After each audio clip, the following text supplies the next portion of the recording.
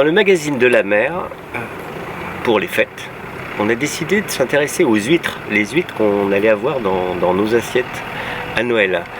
Et pour ça, à Étré, il y a une famille d'ostréiculteurs qui s'appelle la famille Bernard, qui va nous expliquer un petit peu comment les huîtres sont-elles élevées, comment sont-elles travaillées et comment sont-elles servies pour arriver dans nos assiettes. Donc on est en baie d'Étré, il fait beau comme d'habitude en baie d'Étré.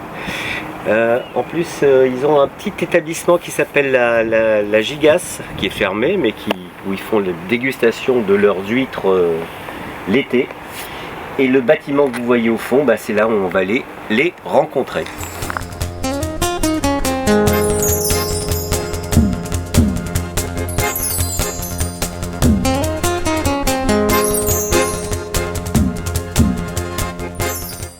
Bon, alors, moi je sais que tu t'appelles Armand, je vais te laisser te présenter. Qui es-tu ?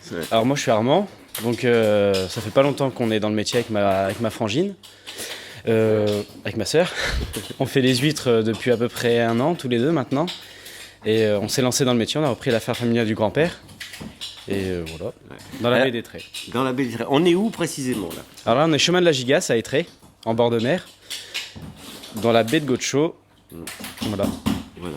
Bon, la Gigasse, il y en a qui connaissent parce que l'été, on peut, il y a une petite dégustation d'huîtres et de moules. Voilà, donc c'est le grand-père qui a eu l'idée. Au départ, ça devait commencer l'année de la tempête, enfin l'été juste à la tempête après.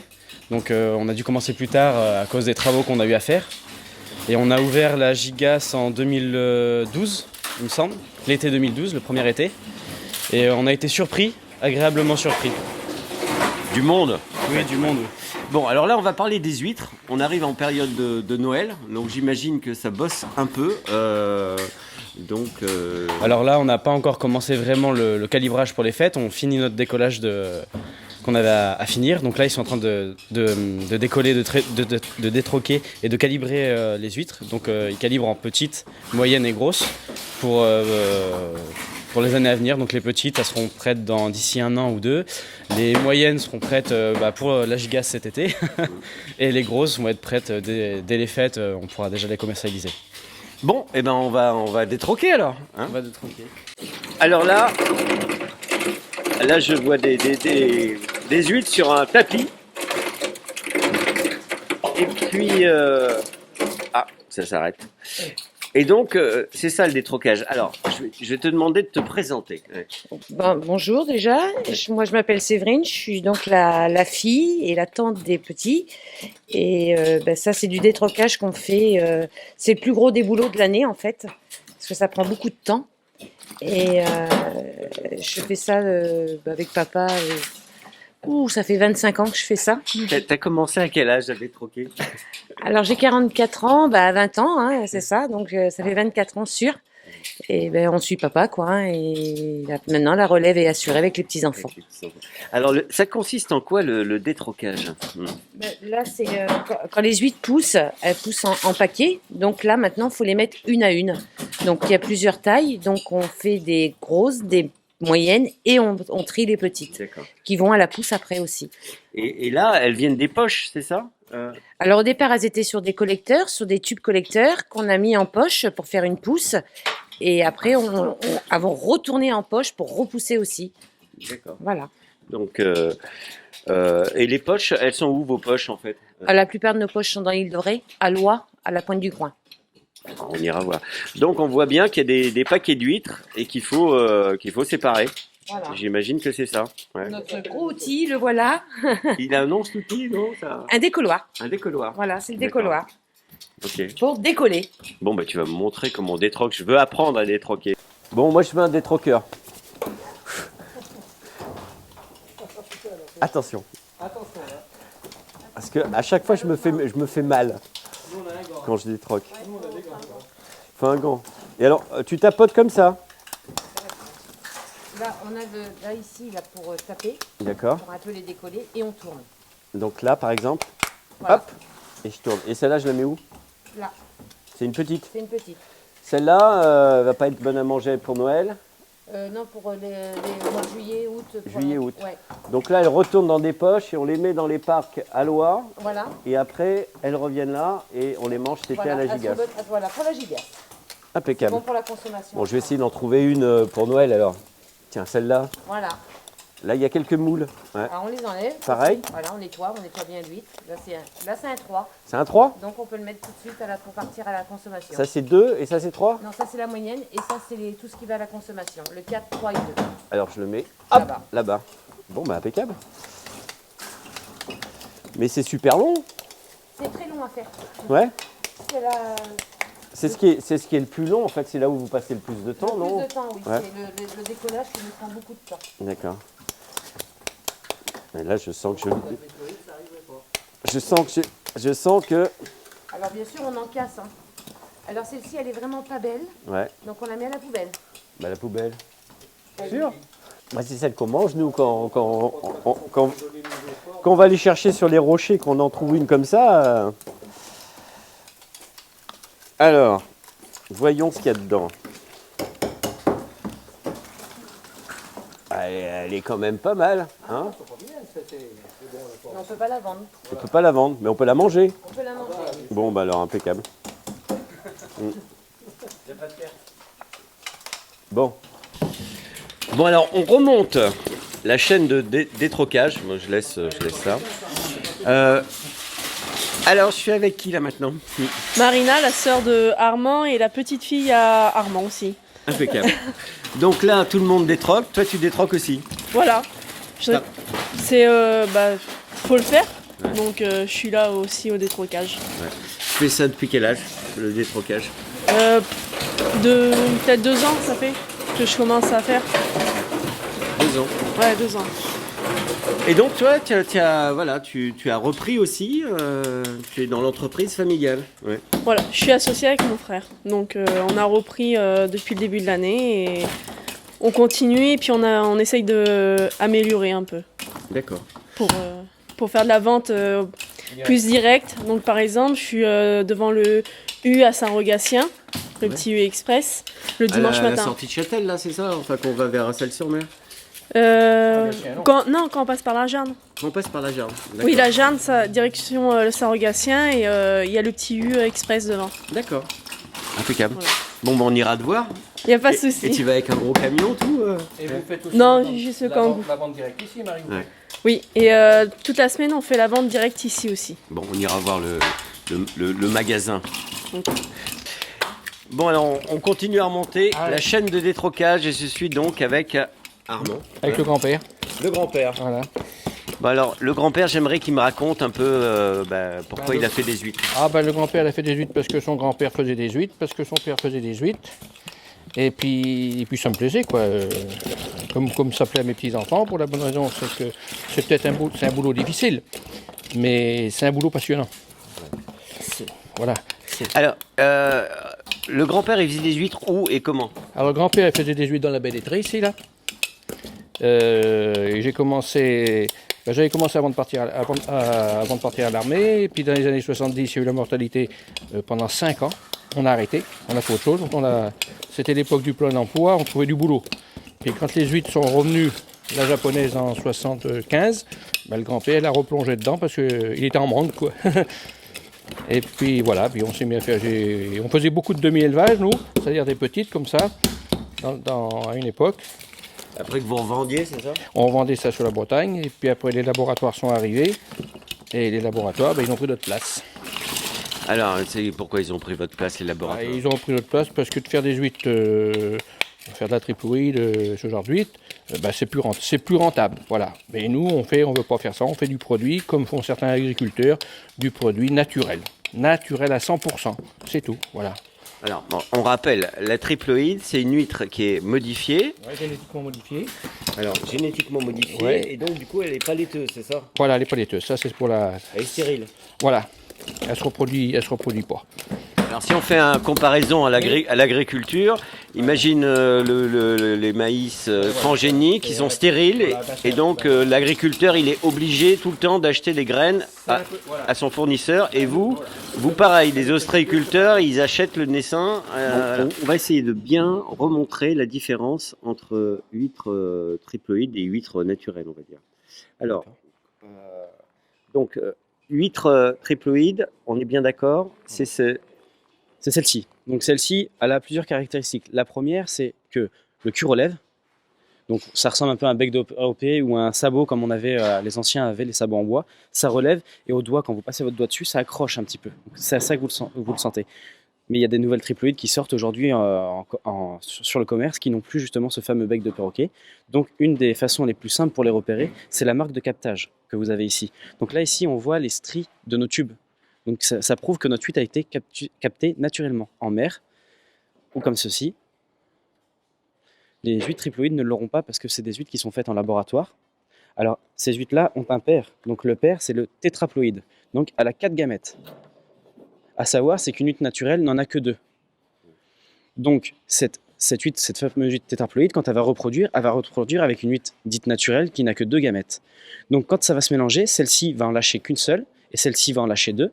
Ce qui fait qu'au final, au lieu d'avoir une huître naturelle, on va avoir la triploïde qui va avoir 3 gamètes, 2 fournies par la tétraploïde et une fournie par la diploïde. Cette huître-là ne va jamais reproduire. Et cette fameuse donc tétraploïde, alors elle est voilà. Ouais. Alors cette tétraploïde a été créée par les services d'État, Ifremer. Donc c'est eux qui sont à la base des triploïdes. Ils ont créé cette huître-là pour avoir en partie un contrôle des naissances. Et en plus d'avoir le contrôle des naissances, ils ont fait cette huître-là pour ne plus avoir les huîtres en lait. Donc c'est appelé sur les marchés Noël, les huîtres 4 saisons. Ouais. C'est l'avantage, c'est pour l'été. Ouais. Sur les marchés, vous les verrez souvent appelés huîtres 4 saisons. Donc à Noël, il n'y a pas de différence, mais l'été, elles ne sont pas laiteuses, donc on peut manger des huîtres non laiteuses l'été, quand il y a les touristes en fait. Voilà, tout à fait. Ouais. Alors, il y a cette triploïde, elle a plusieurs avantages pour les gens qui en produisent. La première, c'est qu'elle n'est pas en lait l'été, donc ça permet une commercialisation assez importante toute l'année. Le deuxième, c'est qu'elle pousse plus vite que les huîtres naturelles, à savoir c'est qu'une huître, il lui faut 4 ans, une triploïde, il lui faut à peu près 2 ans, 2 ans et demi pour atteindre une taille vendable, donc il gagne en production. Et le fait d'acheter des huîtres en triploïde en laboratoire, c'est qu'elles sont déjà en 1 à 1. Donc tout le décollage que vous avez vu, qu'on a fait tout à l'heure, ils n'ont pas à le faire. Ils n'ont plus qu'à mettre leurs huîtres en poche et les tourner. Et donc en fait tu disais, donc les naisseurs, ceux qui produisent donc, des petites huîtres triploïdes, ils font comment en fait? Ouais. Alors ils louent la tétraploïde à Ifremer, ils la louent pendant 48 heures, c'est assez cher. Quand ils la louent, ils la font en éprouvette ou dans des tout petits bassins. Donc ils mélangent la tétraploïde avec d'autres diploïdes.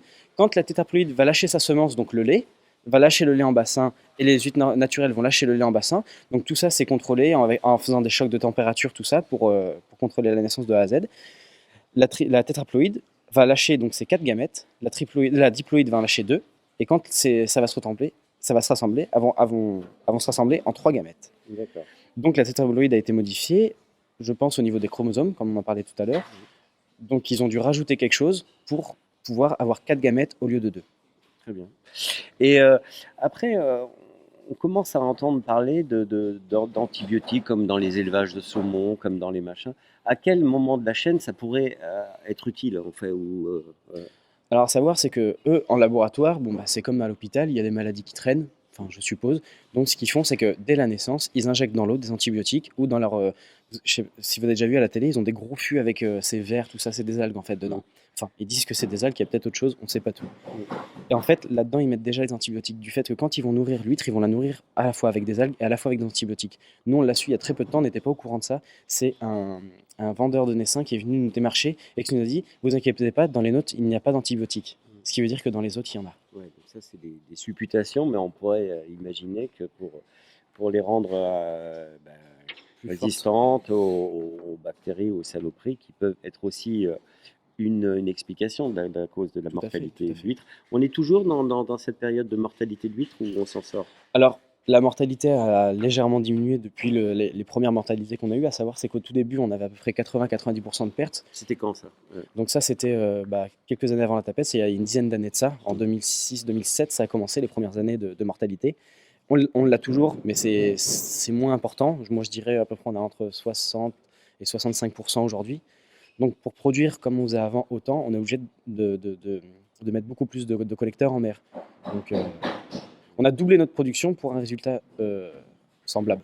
Et donc cette cause, il y a toujours plusieurs facteurs. Ça, c'est le milieu qui est, voilà, les pesticides, etc. Enfin, c'est quand même un milieu qui correspond, qui est alimenté par le doucin et tout ça. Donc il y a cette qualité du doucin, cette quantité. Ensuite, il peut y avoir des facteurs style des maladies qui arrivent. Hein. On sait que avant, je sais pas, c'était la portugaise, où d'un moment il y a une bestiole qui est arrivée, un virus, et puis après on est passé à la japonaise, et puis et ainsi de suite. Donc ça pourrait être aussi un fin de cycle. Ou alors effectivement, on peut imaginer que il y a des relations, il y a une concurrence pour le milieu. Plus on met d'huîtres et plus on élève d'huîtres sur un même milieu, moins il y a à manger. À savoir, c'est que nous, Qu'est-ce que tu dirais, toi ? en parc, à la base, on est bridé. Il faut savoir, c'est que nous, sur un hectare, par exemple de parc, on a le droit de mettre 6000 poches à maximum 10 kg par poche, ce qui représente sur un hectare de parc 60 tonnes d'huîtres. Donc après, il y a peut-être eu le fait aussi que les gens ont dépassé ce quota, donc ça a pu être une des raisons. Une des raisons pour laquelle nous on pense que ça a pu jouer aussi, c'est que la mortalité des naissins d'huîtres naturels a commencé la même année qu'ils ont essayé les premiers essais en mer en grande production des triploïdes. C'est arrivé la même année. Alors c'est coïncidence ou c'est un rapport, on ne pourra jamais le savoir, mais c'est une possibilité. Bon, on va enquêter. On ira peut-être poser la question à Ifremer si on arrive à trouver les clés. Ouais. Bon, merci Armand, c'était très clair. On s'y retrouve un peu, mais c'est vrai que c'est un peu compliqué quand même. C'est vrai que c'est compliqué même pour nous, étant dans le métier. Moi, ça, je l'ai appris en allant à l'école. Sinon, je l'aurais jamais su. Ok. Bon, là, il fait beau. On va te laisser retourner au détrocage, là, parce que... Non, toi, tu détroques pas, tu alimentes ton Alors huître. non. Alors moi, je suis manœuvre. Moi, voilà, je remplis la goulotte, je leur change leur casier, je fais tout ça. Ok. Moi, je suis plus le main-d'œuvre ici. On voit d'ailleurs. Bon, allez. Et donc, vous faites pas comme ça? Ah non, on est toujours resté à la vieille méthode. Enfin, on n'est pas les seuls. Hein. En baie des Traits, ici, tout le monde fait du naturel. Ouais. En baie des Traits. D'accord. Donc tout le monde fait du naturel. Et voilà, parce qu'on n'est pas pour ce genre de truc, quoi. D'accord. Bon. Et ben voilà. Donc ça détroque encore combien de temps? Là maintenant, Ouais. on va arrêter parce qu'on va arrêter là cette semaine parce qu'on va commencer à calibrer. Il faut qu'on calibre nos huîtres pour les fêtes de Noël, pour la vente à la cabane ici là, et puis pour la vente pour mes petits enfants, ils font les marchés. Donc on va calibrer nos huîtres des fêtes, quoi. D'accord. Et vous retournez dans les parcs aussi? Ah ben oui, tout ça faut le ramener on va ramener tout ça dans l'île de Ré, quoi, à la pousse, on appelle ça, pour les mettre à pousser. Bon. Tu nous emmèneras? Oui, on y va à partir de la semaine prochaine. Enfin, oui, c'est la semaine prochaine. Voilà. Bon, écoute. On fait le métier, parce que tu vois le grand-père, quand même. Ça fait peut-être 60 ans qu'il fait le métier, quand même. 60 ans. Oh, minimum 55. Et tu t'es jamais lassé de... Ah, pas du tout. Non, pas du tout. Non, je me lasse pas. Je suis trop bien. Ah non, c'est bien pour ça que je continue à donner un coup de main à mes petits-enfants. Parce que si je comprends bien, le grand-père, il devrait être à la retraite, là. Ah, il est à la retraite, mais... Il est à la retraite, le grand-père, mais... C'est des métiers, ça, faut aimer. Parce que... Bon, faut aimer parce que ça n'a pas que des inconvénients non plus. On est libre, on est... Voilà, on est tranquille, on va sur le platin, on discute avec les mouettes. Ça nous arrive. Voilà. Non, mais c'est un métier, c'est passionnant. Hein. C'est pénible, physiquement, mais on s'y habitue aussi. On s'y habitue, hein, comme tous les boulots. Moi, je contrôle... si tu compares, tu sais, celui qui est toute une journée dans un bureau, c'est pas mieux non plus assis, ou sur une machine. On n'a pas qu'à se plaindre. Hein. Quand tu avais arrêté, là, quand il y a eu la mortalité, tu faisais quoi? Oh là là, alors là, j'ai travaillé, j'ai fait le veilleur de nuit à certains passagers de la SNCF. Puis après, ouais, au Goulin. Et puis après, j'ai travaillé, parce que c'était le plein emploi à l'époque, à faire des bateaux à Péry. Alors là, ça a été dur. C'est pas que le boulot, à l'époque, c'était l'époque où on n'avait pas des mauvais salaires, hein, donc on gagnait notre croûte. Mais moi, renfermé toute une journée, j'étais malheureux. Et tu sais ce que fait comme réflexion aujourd'hui? 1 an, j'ai travaillé 1 an ça, à l'usine. 1 an de prison. Pour moi, ça a été 1 an de prison, j'aurais pas vécu là-dedans. Donc, tu vois que ma liberté, moi, voilà. J'étais pas fait pour ça, j'étais fait pour aller en mer. Bon, et ben tu nous emmèneras en mer, voir la beauté du Platin. Et puis de l'île de Ré aussi. On va aller dans l'île de Ré la semaine prochaine, si tu veux. On va aller lever des poches. Donc, on va les lever, on appelle ça lever des poches, chercher des poches d'huîtres, vendables, des vendables, c'est plus le même truc, hein, pour faire le calibrage pour nos fêtes. Pour notre vente ici, comme je reviens, pour notre vente à la cabane et sur les marchés, des petits-enfants font leur remarque. Et moi, je suis le bénévole des petits-enfants. Voilà, et j'aime. Bon. Tu sais, j'embauche à 7 h le matin quand même. Hein. Ouais. Pour un grand-père, c'est pas mal. Hein. C'est pas mal. Bah ça te maintient en forme. Non, ce qui veut dire, c'est que j'aime. Bon, et ben on va suivre tout ça et on va continuer à suivre la famille Bernard dans sa préparation des huîtres de Noël.